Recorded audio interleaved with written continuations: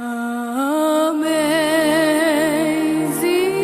grace, how sweet the sound. 우리나라는 1년에 2번씩 새해 인사를 합니다. 오늘도 우리 한번 새해 인사 한번 합시다. 우리 새해 복 많이 받으십시다. 우리 새해 복 많이 받으십시다. 가능하면 옆에 사람을 쳐다보면서 우리 새해 복 많이 받으십시다. 이 말씀이 얼마나 좋은지 몰라. 나만 받지 말고 당신만 받지 말고 우리 모두가 받으십시다. 할렐루야. 할렐루야. 저는 오늘 홍상원 집사님이 기도를 드리면서 은혜 많이 받았습니다. 얼마나 떨리면서 한 주일 동안 준비했을까. 아주 내용이 구구절절 흘러넘치고 또 기도를 하시는 동안에 얼마나 힘들었는지 알아요. 왜냐하면 옛날에 어떤 사람이요 기도를 시키는데 기도를 그때 햇빛도 선풍기 앞에서 시켰나 봐라요. 근데 기도문을 이렇게 쭉 읽다가 선풍기 바람에 날아가니까 하나님 내 기도가 바람에 날아갑니다. 그러더래요. 이렇게 사람 심리가 그래요. 얼마나 준비를 처지했는데 이것을 또 손으로 붙잡고 할 것. 그냥 펼쳐놓게 했는데 바람에 하필이면 그때 들어가고 하나님 내 기도문이 바람에 나갑니다. 하나님 아시지요? 예수님의 이름으로 기도드립니다. 그랬대요. 가만히 보면요 이 기도가 웃은 것처럼 보이지만 굉장히 은혜스러운 거예요. 그렇잖아요. 얼마나 준비를 철저해서 하나님 앞에 꼼꼼히 적어서 이렇게 올렸는데 이 기도문이 바람이 휘리 날아가니까 선풍기 바람이 날아가니까 하나님 앞에 그렇게 했다는 말이 있습니다. 사랑하는 성도 여러분, 하여튼 어찌됐건 우리는요 어느 장소에서 누가 어떻게 기도시킬지 몰라요. 우리가 너무나 잘 알고 요나서에 보게 되면은요 요나가 하나님의 명령을 거역하고 다른 사람들 이방 사람들과 함께 배를 타고 지금 도망갑니다. 하나님은 저 니네로 가라고 그랬는데 이 요나가 다시스로 도망가요. 다시스로 도망가는데 풍랑이 일어납니다. 막 바다가 막 풍랑이 일어나가지고 이 배가 엎어질 지경이 되니까 거기에 있는 사람들이 뭐라고 그랬느냐, 이 사람이 보니까 옛날에 하나님 믿는 사람이었어 요나가. 그래서 그 사람이 말합니다. 여보시오 당신 하나님 믿는 사람인데 이때 좀 기도 좀 하세요 그랬대요. 어떻게 생각을 했어요? 그러니까 지금 믿지 않는 사람들이 지금 위기에 봉착하니까 적어도 저 사람은 하나님 믿는 사람이니까 저 사람이 기도하면 하나님이 들어주실 것 같으니까 기도를 부탁드린 거예요. 근데 여러분 예수 믿는 그 사람들이 당신을 보고 알 때에 위기성에 있을 때에 아무개시 당신 예수 믿죠? 이때 하나님 앞에 기도 좀 해주세요 하면 여러분들이 나 기도 못해요 이러면 안 되잖아요. 그러니까 여러분 항상 기도를 준비하고 있어야 돼.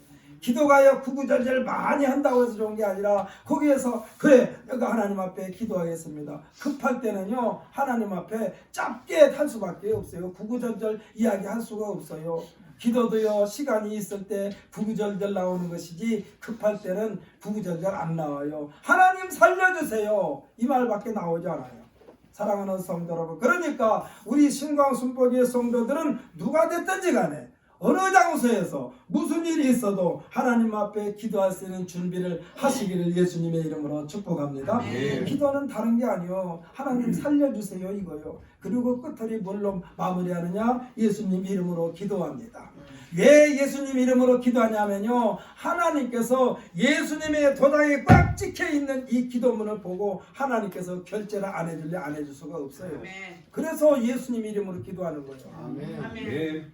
여러분 위기 상황에 있을 때 하나님 도와주옵소서, 하나님이 도와주지 않으시면 안 됩니다. 그러면서 예수님 이름으로 기도합니다 그러는 거예요. 병원에 갈 때도 마찬가지입니다. 급한 상황에 119를 타고 병원에 도착했어요. 그때 의사에게 맡겨놓고 하나님 앞에 기도해요.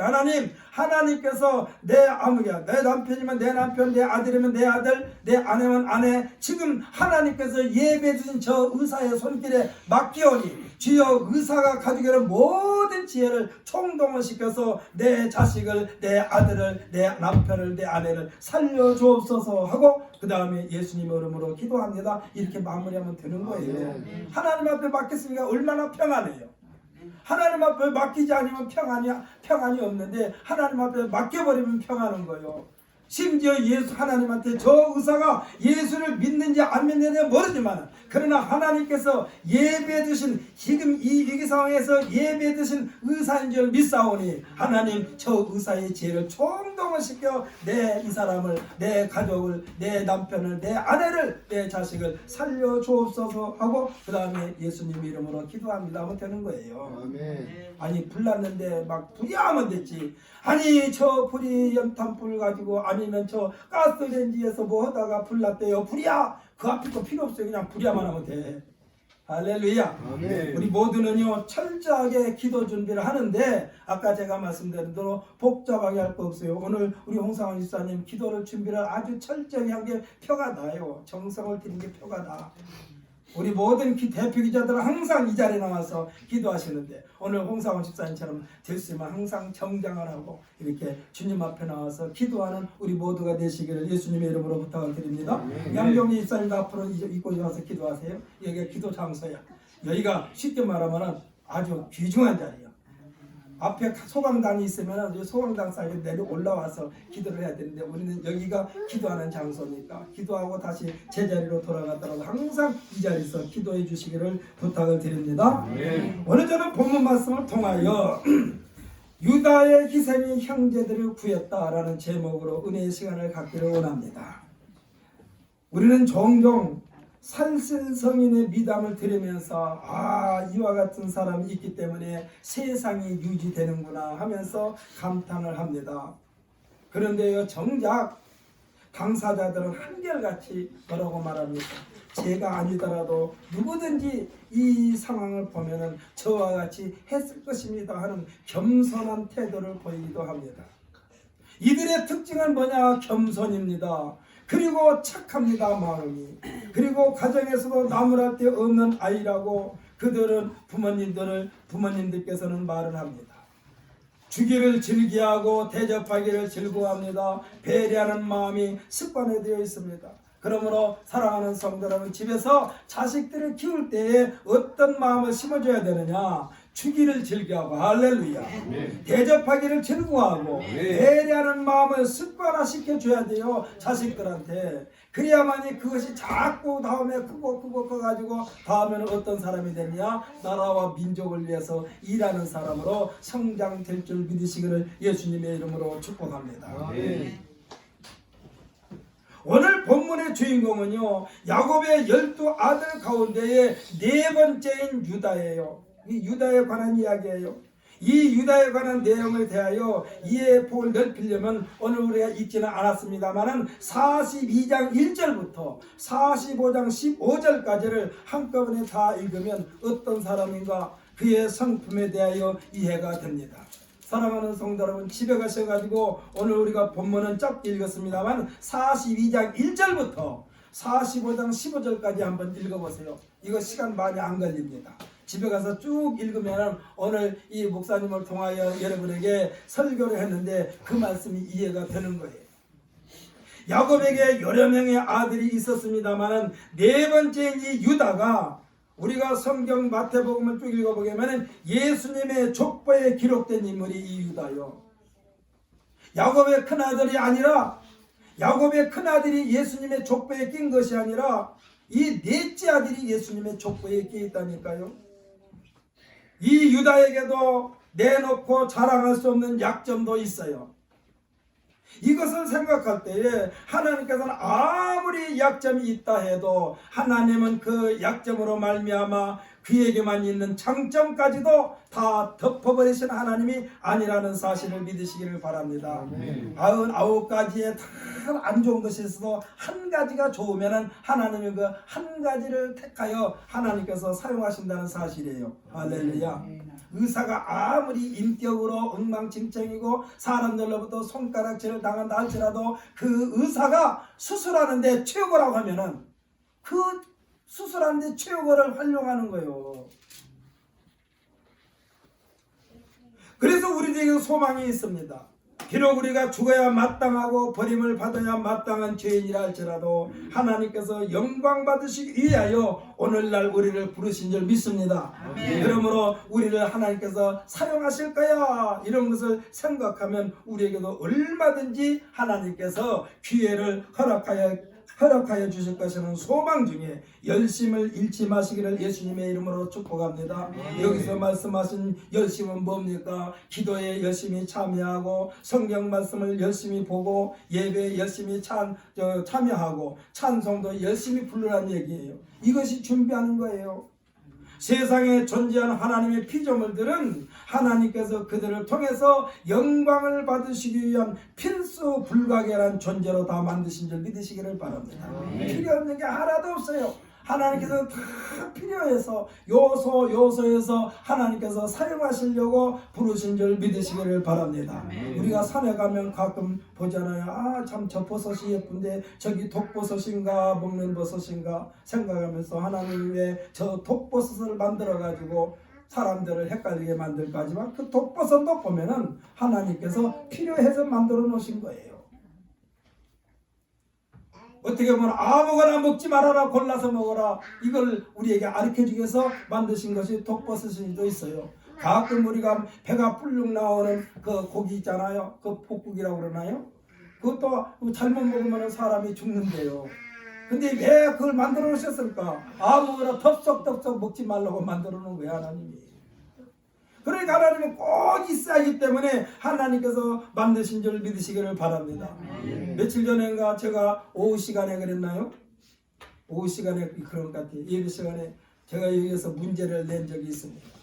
다시 한번 여러분에게 문제를 내겠습니다. 그러나 여러분에게 대답을 요구하지 않습니다. 마음속으로 생각하시기 바랍니다. 밭에 심지 않은 잡초가 왜 날까요? 깨끗하게 꽃 뽑고 뽑았는데 왜 자꾸만 날까요? 이 잡초가 왜 자꾸만 날까? 물론 이 문제는요, 제가 생각해서 낸 문제고 제가 만들어낸, 또 제가 생각해서 낸 답이기도 합니다.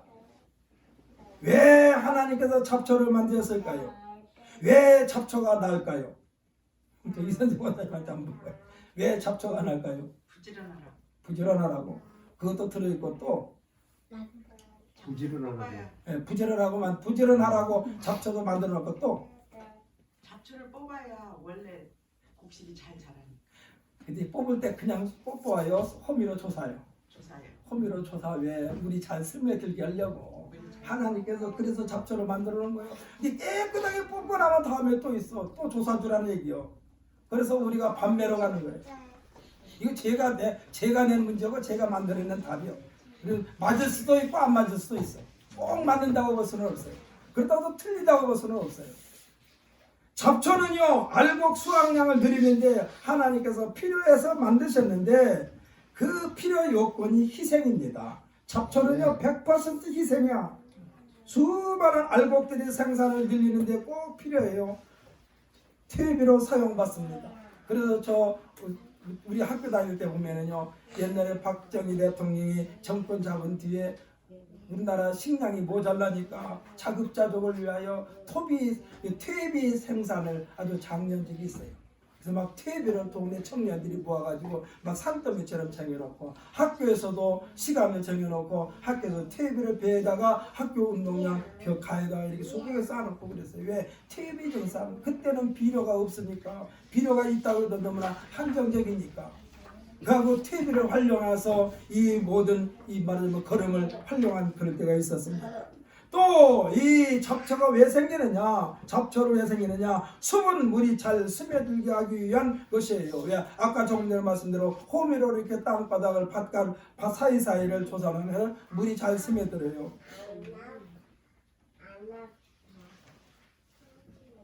땅을 자주 파헤치게 만듭니다. 그리고 사람들이 육체적 활동을 억지로라도 끌어내어 건강을 유지하게 하려고 하나님께서 잡초를 만들어 놓으신 거예요. 어찌됐건 잡초는요, 알곡 생산을 증대시켰는데 희생을 한다는 사실입니다. 오늘 본문의 주인공 유다, 야곱의 넷째 아들 유다는 요셉을 지키는데 한 몫을 한 사람이에요. 요셉이 아까 말씀드린 대로 어떤 사람인가 쭉 읽어보면 알지만 아까 조금 전에 말씀드린 대로 이 창세기 42장부터 쭉 읽어야 돼요. 42장부터 쭉 읽으면 이 유다에 대해서 나와요. 그러니까 이 요셉을 지키는데 한 몫을 한 사람이 이 유다요. 오늘 본문의 33절에서 아직 자신들이 팔아넘긴 동생 요셉인 줄 모르고, 지금 요셉인 줄을 몰랐어요. 왜? 22년 전에 형제들이 팔아넘겨 버렸거든. 왜? 아버지가 이 요셉을 특별히 사랑했어요. 그리고 요셉이 또 영리했어요. 그러니까 형제들 앞에서 꿈 이야기도 자꾸 했어요. 그러니까 한 번은 동생이 또 이 아버지 심부름을 왔어요. 형들이 지금 양을 치고 있는데, 그러니까 저기서 동생이 오니까 형들이 모여가지고 작당을 합니다. 야, 이번에 우리 저 동생 요셉을 없애버리자. 아버지가 너무나 편해한다. 너무나 편해. 없애버리자. 그래가지고 나중에는 이 동생 요셉을 아라비아 사일에게 팔아넘기는데, 이 팔아넘긴 동생이 요셉인지를 몰라요. 22년 후에 만났는데, 결국 그 앞에서 막내 동생인 베냐민을 위하여 전체 형제들을 무사히 아버지에게로 돌아갈 수 있도록 간청하면서 장래가 불투명함에도 불구하고 자기 자신이 희생하겠나라고 앞장선 사람이 이 야곱의 넷째 아들 유다예요. 유다가 지금 그런 거예요. 왜? 지금 이 요셉은 자기 동생인지 몰라요. 바로 왕의 2인자, 애굽의 2인자로만 알고 그를 향하여 주여, 동생한테 주여라고 그래. 지금 동생인지 몰라요. 주여, 내가 이 베냐민 대신 볼모로 잡힐 테니까 동생과 이 형제들을 다 아버지께로 돌아가게 하옵소서 하고 지금 유다가 간청하고 있는 거예요. 하나님께서는요, 인류의 멸망을 막아내고 구원의 중심에 세우신 독생자 예수 그리스도를 이 땅에 내려 보내는 데 있어 가지고 이 유다의 후손 중에서 메시아를 등장시키려는 계획이었다는 사실을 믿으시기를 바랍니다. 그래서 넷째한테요, 이 아까도 말씀드렸지만 첫째도 있고 둘째도 있고 셋째도 있고 그 다음에 많은 자식들이 많음에도 불구하고 하나님께서는 이 넷째 유다를 통해서 예수님의 족보, 예수님의 조상으로 만드신 거예요. 야곱이 그렇게 사랑했던 요셉도 아니에요. 베냐민도 아니에요. 유다. 하나님의 영광을 자신의 아내보다는 다수의 안정을 위하여 자신이 희생할 각오가 되어 있는 사람을 사용하신다는 사실을 믿으시기를 바랍니다. 물론 당사자가 계획한 것은 아니에요. 내가 이렇게 희생해야지 이런 게 아니에요. 하나님께서 섭리하신 것입니다. 하나님의 계획에 대해서는 누구에게도 알지 못합니다. 그래서 고린도전서 2장 9절에 보면은 하나님이 자기를 사랑하는 자들을 위하여 예비하신 모든 것은 눈으로 보지 못하고 귀로 듣지 못하고 사람의 마음으로 생각하지도 못하게 했다라고 기록되어 있습니다. 그러니까 예비하셨다라는 말씀은요, 하나님께서 계획하셨다는 사실이에요. 준비하셨다는 이야기예요. 언제일까요? 처음에 창조할 때, 아예 처음에 만드실 때부터 하나님께서는 계획을 세우셨다니까. 어머니들이 부엌에서 이 밀가루를 반죽을 하면서 뭐를 생각합니까? 오늘은 칼국수를 만들어야지 하고 밀가루를 반죽하지 않습니까? 오늘은 그냥 수제비를 해야지 하고 밀가루를 반죽하지 않습니까? 오늘은 부침개를 만들어야지 하고 반죽하지 않습니까? 이와 똑같은 거예요. 하나님께서 한 사람 한 사람을 하나님께서 만드실 때는 하나님께서 하나님의 때에 사용하시려고 만드신 줄 믿으시기를 예수님의 이름으로 축복합니다. 오늘날 우리가 지금 이 시간에 하나님 앞에서 예배하게 하시려고 우리를 부르신 줄 믿으시기를 바랍니다. 그러니까 우리는요, 예배의 장소에 빠지면은 하나님의 기대를 어긋나는 거예요.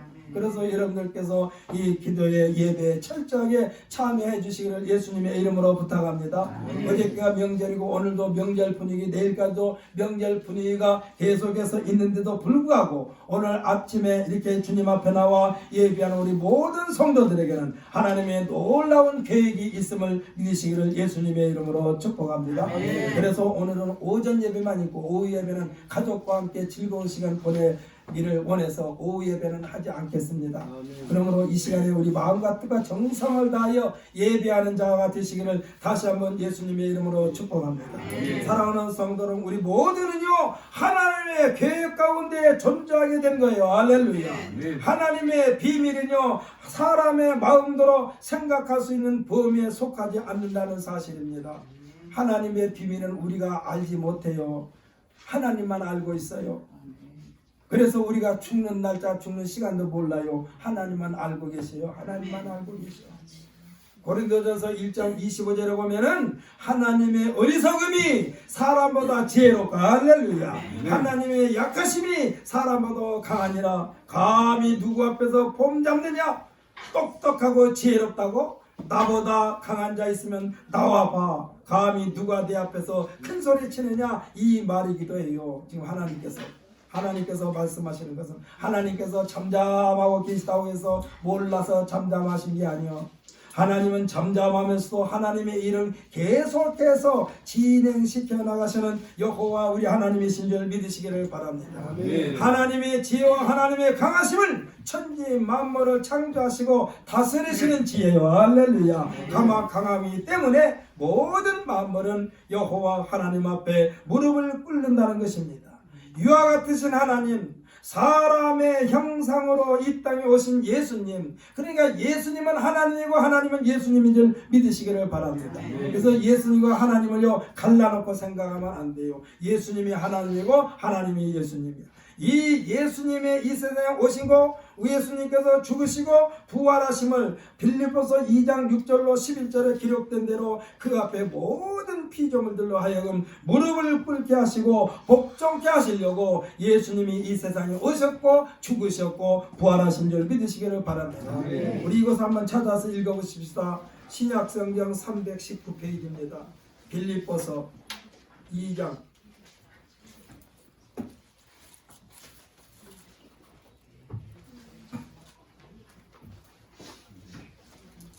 제성경으로 319페이지예요. 신약경영 319페이지 천천히 찾아서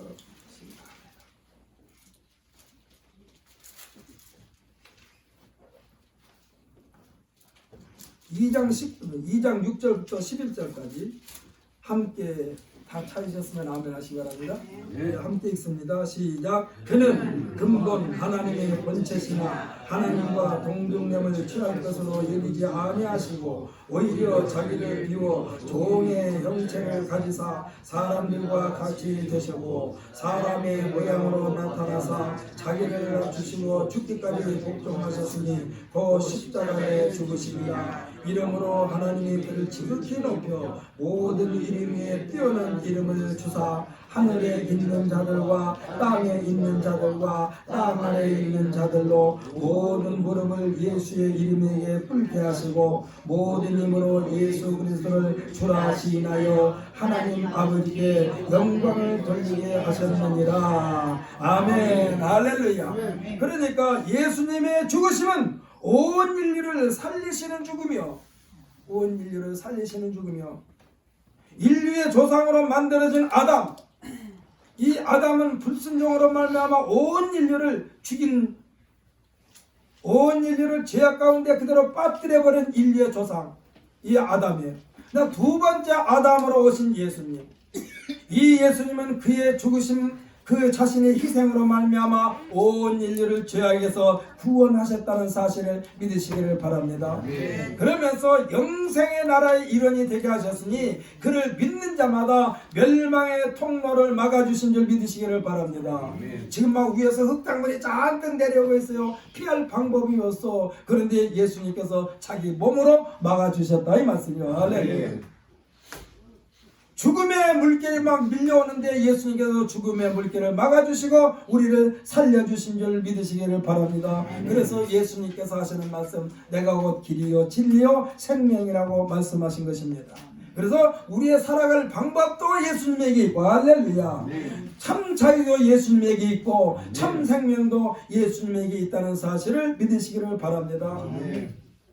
그러니까 결국은 이와 같은 말씀이 그 유명한 요한복음 3장 16절이에요. 이 요한복음 3장 16절은 주일학교 때부터 또 장년비리까지 다 알고 외우고 있는 말씀인데 우리 한번 생각하면서 우리 요한복음 3장 16절 우리가 한번 암기해 봅시다. 시작. 하나님이 세상을 이처럼 사랑하사 독생자를 주셨으니 이는 그를 믿는 자마다 멸망하지 않고 영생을 얻게 하려 하십니다. 아멘. 할렐루야. 그러니까 예수님을 이 땅에 보내신 것은 우리를 하여금 멸망하지 않고 영생을 얻게 하려 하십니다. 영생을 얻게 하려 하십니다. 여기서 말하는 영생은 뭡니까? 영원히 하나님 나라에서 하나님과 함께 사는 것을 영생이라고 그러는 거예요. 우리 모두는 예수님을 믿음으로 말미암아 영생을 선물로 받은 줄 믿으시기를 바랍니다. 그러니까 여러분, 나만 예수 믿고 구원받는다는 것은 안 돼요. 이건 이기주의요. 하나님께서 가장 싫어하는 것이 나 혼자만 살려고 하는 걸 하나님께서 싫어하셔. 그래서 모두가 함께 살게 하시기를 원하시는 하나님이신 줄 믿으시기를 바랍니다. 오늘 본문의 유다는요, 자신의 희생의 결단이 형제 전체와 아버지 야곱 그리고 지난 22년 동안 동생을 아라비아 상인에게 팔아넘겼던 이 형제들의 응어리까지도 해결받게 된 것을 보게 됩니다. 무엇이 이 무거운 짐을 벗게 했습니까? 형제를 책임지겠다고 아버지 야곱의 허락을 받았고, 이제 막내 동생 이 베냐민, 아버지가 가장 사랑했던 요셉을 팔아넘기고는 짐승에게 잡아먹겠다고 거짓말을 함으로써 막내 베냐민에게 삶의 의미를 두고 낙을 삼았던 아버지, 이 지금 베냐민을 그렇게 사랑했어요. 왜? 요셉을 잃어버렸으니까, 요셉이 짐승한테 잡혀먹인 줄 알았으니까 그 동생 베냐민을 보면서 낙으로 삼았던 아버지마저 어떻게 잘못되지는 않을까 하는 생각에 사로잡혀 동생인 줄도 모르고 바로 왕이 이인자로 여기면서 책임지겠다고 자신을 내려놓는 이 유다. 동생 요셉은 형제들을 다 알아보고 있었어요. 왜? 이해 사람이 큰 형님, 작은 형님, 둘째, 셋째, 넷째, 다섯째, 열째, 자기 형들 10명, 11번째가 요셉이고 12번째 막내가 베냐민이요. 그래서 10명의 형들을 이렇게 쭉 보면서 속이 얼마나 그냥 눈물이 글썽글썽하고 가서 와 끌어안고 싶은데 그걸 다 억제하고 지금 형들과 지금 대화하고 있는 내용입니다. 그러면서 지금 동생 요셉을 하나도 알아보지를 못해. 왜? 이렇게 총리가, 아니 애굽의 국무총리가 됐으리라고 누가 생각하겠어요? 자기가 팔아먹었는데, 종으로 팔았는데. 그러면서 이 요셉은요, 우리가 앞에 아까도 말씀드렸듯이 쭉 읽지 않고 중간만 가운데만 읽었습니다만 읽어보게 되면은 이 동생 요셉은 형제를 다 알아보는 그 쉽사리 헤어지기 싫어가지고 계략을 써서 다시 한번 만나게 된 장면입니다. 이게 좀. 왜? 지금 형들이 전부 다 양식을 팔러 이 요셉이 있는 애굽으로 왔어요. 갖고 자루자루 이 양식을 팔아가지고 가는데, 이 지금 요셉이 자기 막내 동생 베냐민의 자루에다가 가장 귀중한 물건을 넣어서 보냈어요. 그리고는 중간에서 자기 요셉이 쉽게 말하면 요즘으로 말하면 경찰관이라고 해야 되나요? 가서 중간에서 붙잡으라고 그래요. 그래가지고 누구 자리에 그것이 들어있는가? 요셉이 가장 아끼는 물건이 막내 동생 이 베냐민 자루에다 넣었어요. 그래가지고 요셉이 그 자루에 들어있는 그 물건이 들어있는 자를 데리고 오라고 온 거예요. 왜 훔쳐갔냐고 도둑누명을 씌운 거예요. 왜? 그 동생 더 붙잡고 싶어서, 동생을 붙잡고 싶어서. 아까도 말씀드린 그 중에서 다른 형제들은 다 배가 다른 형제예요. 막내 동생이 베냐민만 요셉의 친동생이요. 그것도 자신의 어머니 라헬이 동생을 낳을 때에 난산으로 인하여 산고의 고통으로 어머니가 죽었어. 라헬이. 어머니 얼굴도 모르고 자란 이 동생, 거기 동생의 도둑 누명을 씌워가지고 더 붙들어 놓고 싶었던 요셉. 속으로는 통곡을 삼키면서도 형인 유다가 동상 베냐민과 아버지 야곱에 대한 각별한 관계를 아는구나. 바로의 이인자인 요셉에게 자신이 책임을 지고 종이 되겠다. 지금 이 유다가 그러는 거예요. 왜? 베냐민을 데리고 오라고 그랬거든요. 다시 올 때는. 베냐민을 데리고 올라오고 할 때 그때 뭐냐? 둘째 형인 시몬을 또 볼모로 잡았어요. 동생 베냐민, 동생이라고 하지 않고 당신의 막내인 베냐민까지, 당신의 막내까지도 데리고 오시오. 그러면은 이 시몬을 풀어주겠다. 그래가지고 베냐민을 데리고 올라오고 그러니까 야곱이 뭐라고 하는지 아십니까? 야곱이 내가 요셉도 짐승에 잡혀 먹혀가지고 가슴에 지금 한을 품고 있는데 이 베냐민 막내마저 네가 데려간다면 나는 살맛이 안 난다. 그래가지고 이 유다가 그런 거예요. 아버지 절대로 그런 일이 없을 것입니다.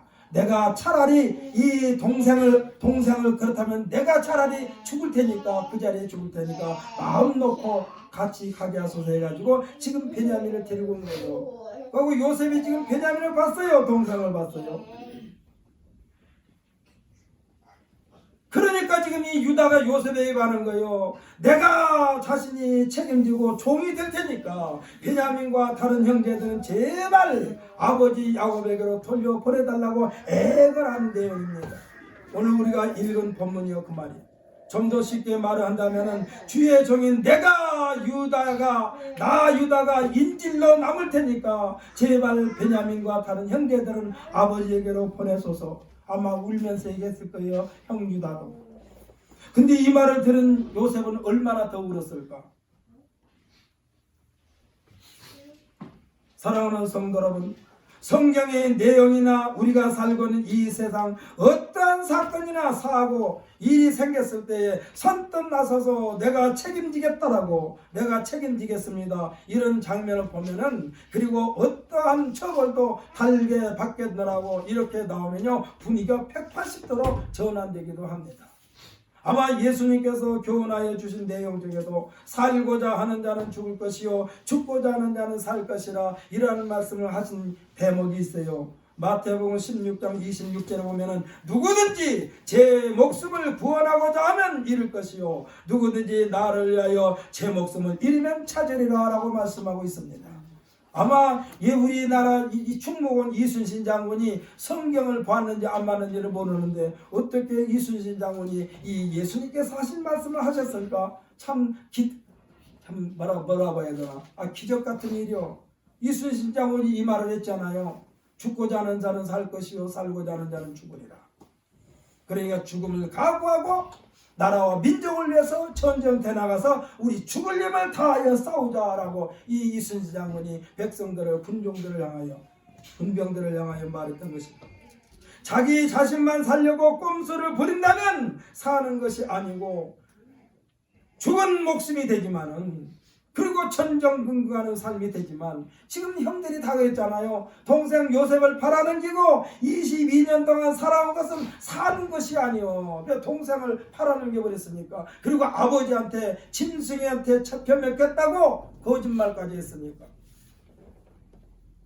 그 아버지가 이 요셉을 얼마만큼 사랑했느냐. 다른 형제들보다는 옷도 특별하게 입혔어요. 채색 옷을 입혔다고 그랬어요. 그러니까 채색 옷을 벗겨가지고 짐승을 잡아가지고 그 옷에다가 막 피를 묻혀가지고 아버지한테 보고 온 거예요. 아버지 동생을 짐승이 잡아먹고 이 옷에 피 좀 묻혀요. 피. 동생을 짐승이 잡아먹고. 그리고 아버지한테 그렇게 보고를 했어요.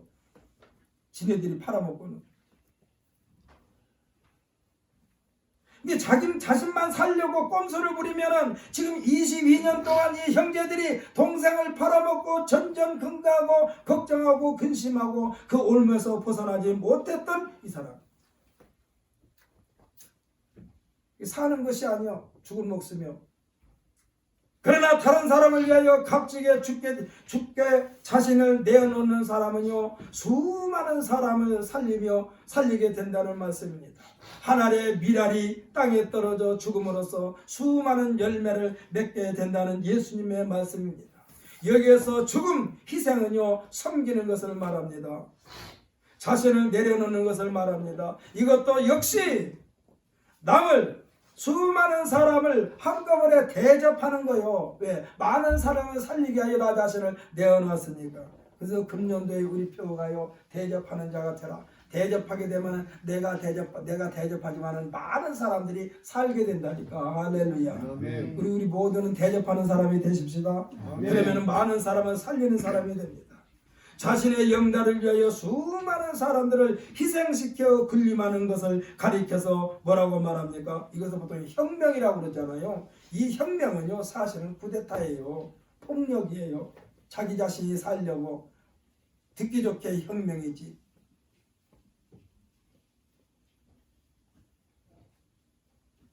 이와 반대로 자신을 희생하면서 수많은 사람을 살리는 사람을 우리는 영웅이라고 말합니다. 우리나라도 조금 전에 말씀드린 민족의 영웅 충무공 이순신 장군 있지 않습니까?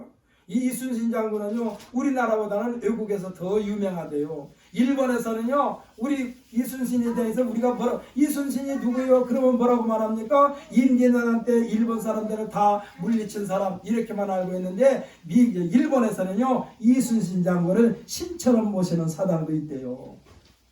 이순신 척군의 말하자면 이 장수인데 이순신 장군을 믿는 종교가 있을 정도로. 우리나라는 어떻게 말합니까? 이순신에 대해서 깊이를 몰라요. 그냥 누구야 이순신? 임진왜란 때 일본 사람은 다 물리친 사람이야. 그래 이순신에 대해서 외국에서 많이 한다니까. 세계 역사에도 길게 빛나는 영웅이에요. 이순신 장군은 말하자면 해전 역사상 23전 갈 때마다 싸워서 승리한 장군이 이순신이래요. 세계 역사상 이런 장군은 없대요. 오늘 본문의 유다의 대단한 결단이 잊고 있었던 동생, 팔아넘겼던 동생, 22년 만에 그 넓은 땅 애굽의 국무총리 바로왕의 2인자가 된 동생 요셉을 만나게 된 것입니다. 국무총리인 요셉이 형들과 사랑하는 동생을 보면서 그 정을 억제하지 못하고 자신의 시종들을 다 밖으로 내보내고 큰 소리로 울면서 자신이 누구인지를 밝히는 내용이 45장 3절로 8절입니다. 여기 한번 읽어보십시다. 아무리 바쁘지만 45장 제 성경으로는 구약성경 72페이지입니다.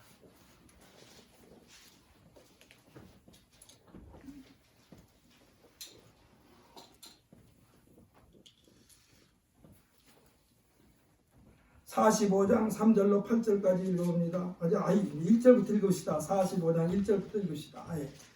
45장 1절부터 8절까지 함께 했습니다. 시작. 요셉이 시경하는 자들 앞에서 그의 정을 억제하지 못하여 소리질러 모든 사람을 자기에게서 물러가라 하고 그 형제들에게 자기를 알리니 그때에 그와 함께한 다른 사람이 없었더라. 요셉이 큰 소리로 우니 애굽 사람에게 들리며 바로의 궁중에 들리더라. 요셉이 그 형들에게 이르되 나는 요셉이라. 내 아버지께서 아직 살아계시니까 형들이 그 앞에서 놀라서 대답하지 못하더라. 요셉이 형들에게 이르되 내게로 가까이 오소서. 그들이 가까이 가니 이르되 나는 당신들의 아우 요셉이니 당신들이 애굽에 판 자라. 당신들이 나를 이곳에 팔았다고 해서 근심하지 마소서. 한탄하지 마소서. 하나님이 생명을 구원하시려고 나를 당신들보다 먼저 보내셨나이다. 이 땅에 2년 동안 흉년이 들었으나 아직 5년은 밭다리도 못하고 추수도 못할지라. 하나님이 큰 구원으로 당신들의 생명을 보존하고 당신의 후손을 세상에 두시려고 나를 당신들보다 먼저 보내셨나니 그런즉 나를 이리로 보낸 이는 당신들이 아니요 하나님이시라. 하나님이 나를 바로에게 아버지로 삼으시고 그 온 집의 주로 삼으시며 애굽 온 땅의 통치자로 삼으셨나이다. 아멘. 할렐루야. 얼마나 감동스럽습니까? 얼마나 감동스럽습니까? 그래서 원수를 사랑해요.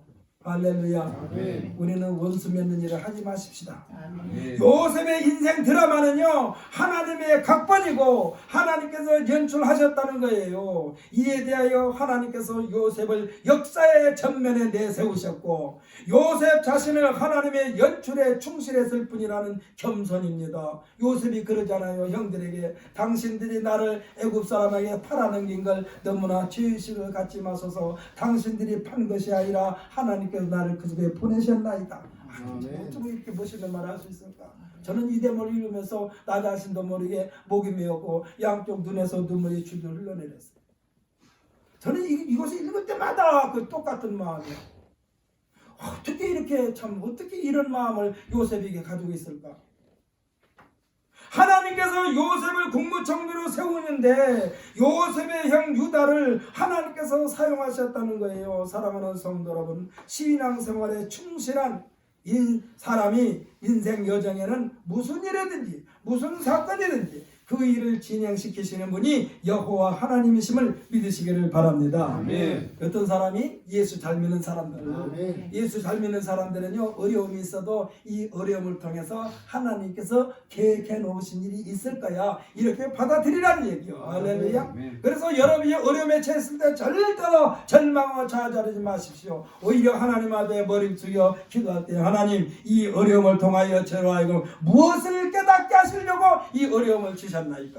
이 어려움 속에서 하나님의 사랑을 발견하게 하소서 하고 기도하는 우리 모두가 되시기를 예수님의 이름으로 축복합니다. 아멘. 제가 전에 다녔던 목사님, 우리 교회 선교원금을 지금도 보내주신 유순종 목사님, 그 목사님이요, 한번 기도원에서 이 강의를 설교하고 내려오는데 어떤 성도님이 땅땅땅 목사님이 그 목회실에 문을 두드리더래요. 강사 접대실에. 그래서 들어오라고 그랬더니 어떤 분이 들어와서, 목사님 기도를 부탁드립니다. 무슨 기도입니까? 우리 남편 하는 사업이 쫄딱망하게 기도 좀 해주세요. 그랬대요. 그래가지고 목사님이 충격을 받았대요.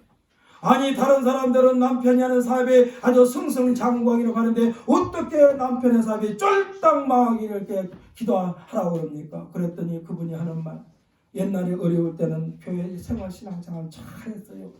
너무너무 신앙생활 잘했어요. 그런데 사업이 잘 되니까 신앙생활 엉망진창으로 하고 인생이 완전히 사람 모습이 아니다, 사람 모습이 아니고 짐승과 같은 사람이 됐어요. 그러더래요. 그러니 우리 남편 사업이 쫄딱망해야 다시 정신 차리고 돌아올 것 같아서 그래요.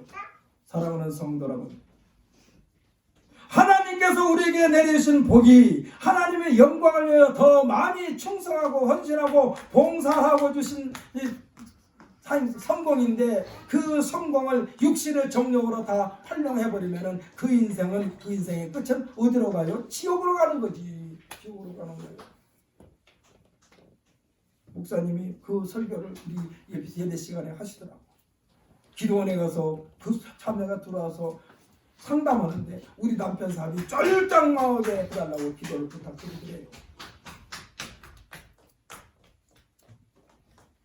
그 사람은요, 이 세상에서는 성공한 것처럼 보이지 모르지만 하나님 앞에 나가는 꺼지지 않는 팔팔 끓는 지옥으로 떨어지게 돼 있다니까. 하나님을. 그래서 우리들은 항상 겸손해야 돼요. 성성장구할수록 겸손해야 돼요. 우리가요, 하나님 앞에 시간 들이고 물질 들이고 몸 바쳐 충성하는 것은 우리의 신앙이 흔들리지 않고 처음 먹었던 마음이 끝까지 주님 앞에 갈 때까지 동일하게 이어질 수 있도록 하는 것이 우리 신앙생활의 목적인 줄 믿으시기를 바랍니다. 아멘. 사랑하는 성도 여러분, 시와 신앙생활에 충실한 사람이 인생 여정에는 무슨 일이든지 무슨 사건이든지 조금 전에 말씀하신 대로 그 일을 진행시키시는 분이 여호와 하나님이심을 믿으시기를 다시 한번 예수님의 이름으로 축복합니다. 아멘. 하나님께서는 모든 것을 총동원하셔서 하나님의 선한 뜻을 이루시는 하나님이라니까. 그래서 우리가 어려움이 있을 때, 예수 잘 믿고 어려움이 있을 때는 하나님께서 또 어떠한 계획을 가지고 나를 활용하시려고 이 어려움을 주셨을까 다시 한번 생각해 보시기를 예수님의 이름으로 축복합니다. 아멘. 지난번엔가 제가 말씀드렸죠. 우리 박건호 집사님 집에 가서 뭔 일을 하고 그 다음에 그 어르신한테 이번 주에 우리 교회 같이 손잡고 오세요. 그냥 못 이기고 따라오세요. 그랬더니 이번 주는 우리 종친회 때문에 못 가요. 그러시길래 오늘 그때는 못 오시고 오늘은 오실라나 했더니 안 오셨어요. 박건호 집사님 다음에는 그냥 평상시에 좀 속색해서라도 여보 우리 교회 가십시다. 한번 손 슬쩍 끌고 한번 나와보세요. 그럼 본인이 저거 따라올 수도 있어. 하여튼 우리는요, 누가 됐든지 간에 나를 통해서 나한테 어려움이 있으면 그 어려움을 통해서 한 생명을 구원하시기 위한 하나님의 프로그램으로 받아들임으로써 놀라운 하나님의 은혜를 체험하시는 우리 모두가 되시기를 예수님의 이름으로 축복합니다. 요셉은요, 성경에서 기록된 것처럼 아버지를 비롯한 70명의 대가족이 애국 고센 땅으로 정착시키기 위한 하나님의 섭리였다니까. 요셉을요, 애굽의 국무총리로 세운 것은 요셉의 가족들, 아버지의 자식들이 12이었어요. 거기다가 딸이 하나 있어요. 13남매예요. 13남매에 딸려있는 자식들이 계산해 보니까 70명이요. 그리고 이 70명이 몽땅 애굽으로 이주를 합니다. 흉년이 풍해가지고 먹을 것이 없는데 고센 땅으로 이주를 해요. 이 고센 땅으로 이주시키기 위하여 요셉을 먼저 보냈다니까. 지금 요셉이 오늘 우리가 읽은 말씀에서 그러잖아요. 당신들이 나를 애굽에 장사꾼들한테 팔았다고 걱정하지 마소서. 당신들이 판 것이 아니라 하나님이 먼저 보낸 것이라고. 할렐루야. 모든 일을 하나님께서 역사하신 것에 초점을 맞춰놓은 얘기예요.